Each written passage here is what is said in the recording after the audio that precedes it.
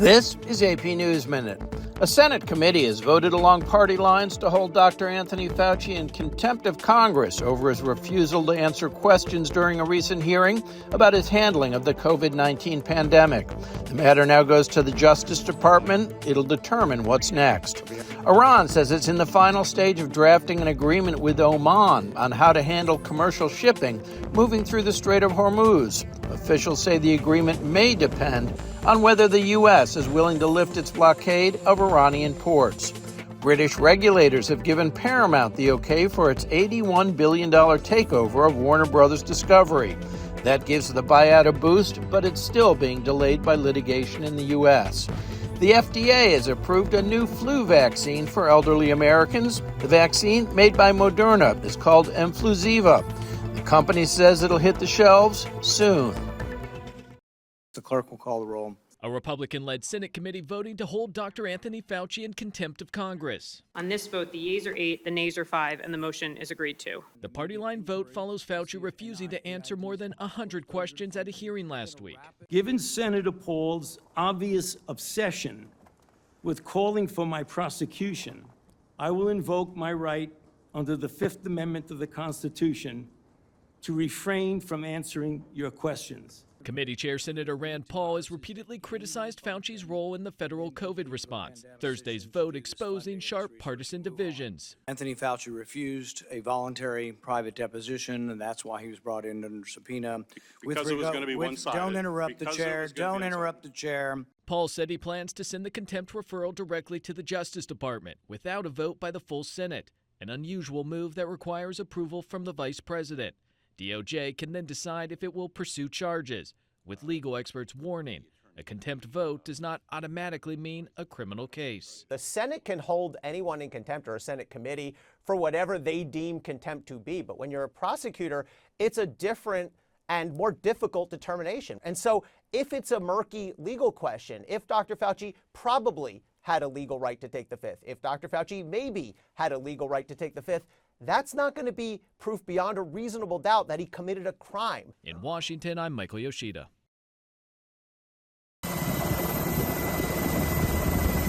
Firefighters taking advantage of cooler weather to reinforce containment lines around 3 fires burning here in Spokane. But those calm conditions are expected to end Friday with intense heat and gusty winds in the forecast. Mop up as far as you can around the perimeter.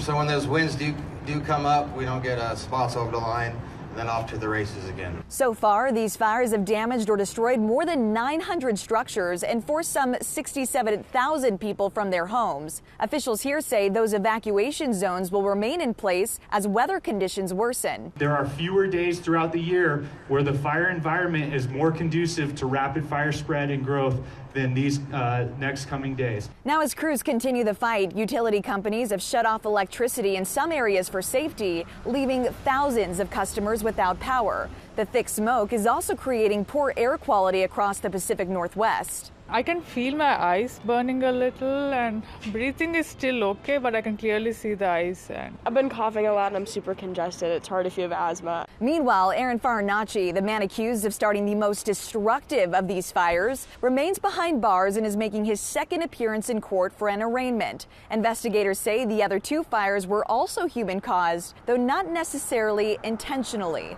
Farinacci faces the potential for life in prison if convicted. In Spokane, Washington, Sarah Allegre, Fox News. So you say you want to grab one last vacation to Washington, D.C. before the summer ends. Well, right now you better remember that the C stands for construction.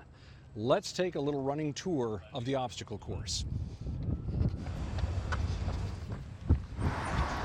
Here's one of the first things you're going to see. These are grandstands being built for an IndyCar race downtown. They've been repaving roads, they're putting up barricades, there are even supposed to be some overhead walkways. Maybe it's going to be a lot of fun, but right now for tourists and commuters alike, it's a headache.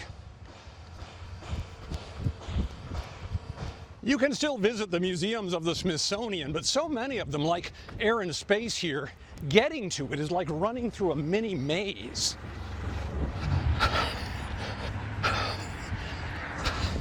Over at the White House, this fencing is surrounding pretty much the entire complex. You can't see the demolished East Wing or the ballroom in progress or signs of the proposed helipad or the changes to the Rose Garden. None of it.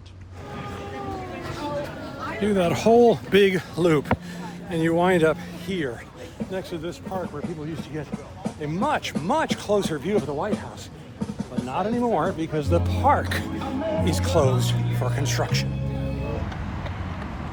They're doing work on various statues, some of which are still all covered up, and some of which are apparently done at this point.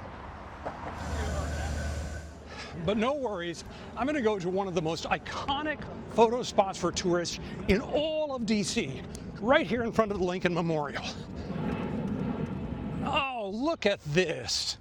After 2 renovations in the past couple of months, the reflecting pool is still basically empty and still fenced off, at least at this moment. So that's a photo op lost. Sure, plenty of things are open, beautiful to see, and some people really like the improvements, but the construction is a lot to work around if you are a tourist trying to take in the sights. Now, if you run all the way across the bridge, yeah, you can finally wind up here in a field of grass. But this is where the president wants to build his giant triumphal arch, with construction starting as soon as he possibly can. So if you're coming to DC for a vacation, make sure you bring a hard hat. Are you scared? You should be. Disney CEO Josh D'Amaro is making the best of the studio's recent big screen disappointments. On the company's latest earnings call, he told investors and analysts the Star Wars movie The Mandalorian and Grogu underperformed at the box office, but drove growth in retail sales, theme park visitors, and gaming. Good job, me. Likewise, he said though the live-action Moana came in below expectations, he expected it to do well as a streaming title. No way. The billion-dollar success of Pixar's Toy Story 5 should help make up for the other film's losses. I really wanted this weekend to be fun. The news is better for the 5-star weekend. Peacock has renewed the streaming series for a second season. Jennifer Garner stars as a grieving woman who gathers friends from different chapters of her life for a girls' weekend. Peacock says the show, based on Ellen Hildebrand's novel, is the streamer's most watched scripted series of all time. In Hollywood, I'm David Daniel. I give to you our first electric patrol car. The Super Troopers are back. Super Troopers 3 marks the first film in the series since 2018. The cop comedy speeds into theaters August 7th.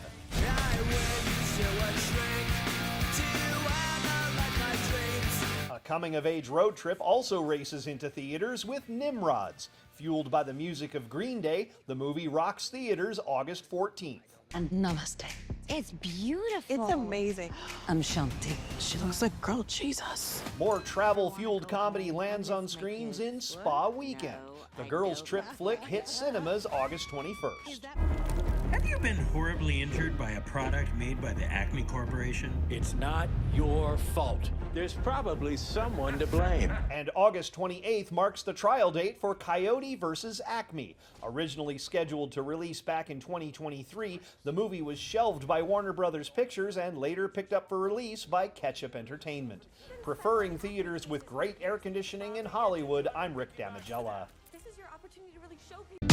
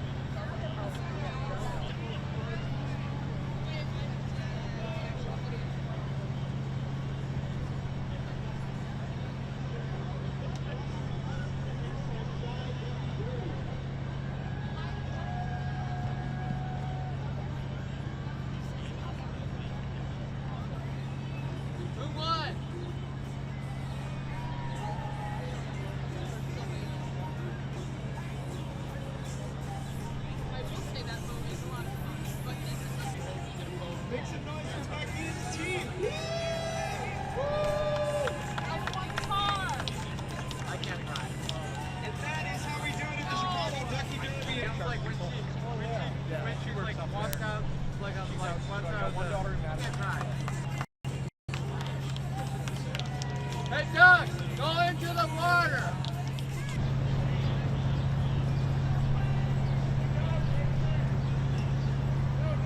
We looked at the images once they were processed. It was absolutely amazing. I remember I was sitting there with my colleague from the MPS, and we were just staring at it, and it was absolutely fascinating because it looked like nothing we've seen before, really. So it is remarkable to see such artistic form emerging naturally from the physics of the sun. And this is the feeling that I always have when watching, looking at astrophysics images, not only the sun, but the general astrophysics images. Many times it reminds me of the feeling that nature has its own brushstrokes. Surveillance video captures the moment a semi smashes into two garages in Pennsylvania. I'm very thankful that no one was hurt because this very easily could have been a serious injury. Police say another driver ran a stop sign, hitting the semi, sending it careening into the garages, a place where homeowner Breonna Taylor says her husband spends lots of time. He could have been in there, and he probably would have been dead because right where that truck is sitting is right where his workbench is. Officials and residents say the area is plagued with crashes. There's been 4 accidents here we know of, but it's the 3rd time that the small garage has been wiped out. WGAL reports both drivers sustained minor injuries. Locals are asking for a fix to make sure it doesn't happen again. I hope that at this point somebody comes out here and does a serious evaluation of the intersection of what goes on out here. Another roadway warning, cops in Colorado showing off a traffic stop where the driver blamed the car's auto assistance feature after police say he was clocked going 64 in a 45. I wasn't driving, that's assessed driving autopilot, sir. An excuse that police say didn't fly. You can say the car's driving as all you want. The judge is not going to play that game. You were driving. Despite the driver's resistance, he still got a ticket. And tickets are your ticket to enter a viral contest. All right, Zips fans, this is your chance. Akron football is going to let one season ticket holder help script the opening drive of the team's first home game. But this is the opportunity of a lifetime for you to be able to draw up the plays, script out the opening drive, and help the Akron Zips get this season started on the right note. They'll pick a winner on August 19th. Think that's crazy? Wrong. According to the announcement, this hasn't been done before, but we're not crazy. See? Definitely not crazy. Go Zips. For Take a Look at This, I'm Patrick Cornell.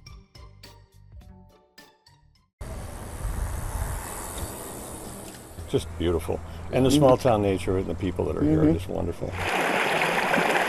The Root River runs through Lanesboro, making it an ideal place for all kinds of summer fun. You immediately feel like you've gone on vacation, and you haven't gone that far. But even on vacation, Feel a splash of sky blue water, freshness, the word for hands. you can still get a history lesson. It's kind of Minnesota history told through beer. Yes, it is. It's overwhelming when they come in. It's like, oh my God, look at all this. Keith Richardson is a home brewer and beer memorabilia collector. But a few years ago, he began exclusively collecting Hamm's bottles, bears, signs, and scenoramas. You'd see a lot of these in American Legions, small town bars back in the day. This one is, from the late 60s, early 70s. Keith's collection got so big that 2 years ago he moved everything into an old toy store near downtown Lanesboro and opened the Hammer-Emma Museum and Gift Shop. Have yourself a ham. He wasn't a brewer, he was a butcher, but he inherited this brewery and started in 1865. The walking tour begins with the founder Theodore Hamm and takes you through the beer's unique history in the land of sky blue waters. Been going on for a long time. Entrenched there in St. Paul, they were a big employer, a big part of East St. Paul for many years. The Hamm family owned the beer for 3 generations. At their peak, they had 5 breweries. The museum shows you the evolution of Hamm's, one step at a time. Their advertising created quite a buzz. They were, intertwined with the Twins, so there's that angle too, where a lot of people remember Twins and Hamm's kind of tied together. At one point, the brewery expanded beyond the Midwest and into other parts of the country. It was sold in 31 states. Hamm's made these styrofoam bears in the 1980s, but for about 4 years, they used a real bear in their advertising. Earl the trainer and Sasha the bear, and this is a picture of them out in the Northwoods. So he's just kind of hanging out there in the boat with the bear like it's no big deal. Of course, the cartoon bear had a good run in TV commercials. Here, all you have to do is follow the bear's paws, and you'll find yourself on memory lane. A lot of people will walk around in this circle several times to take it all in. They really come in here to be entertained, so I hope they're entertained. From the land of sky blue waters.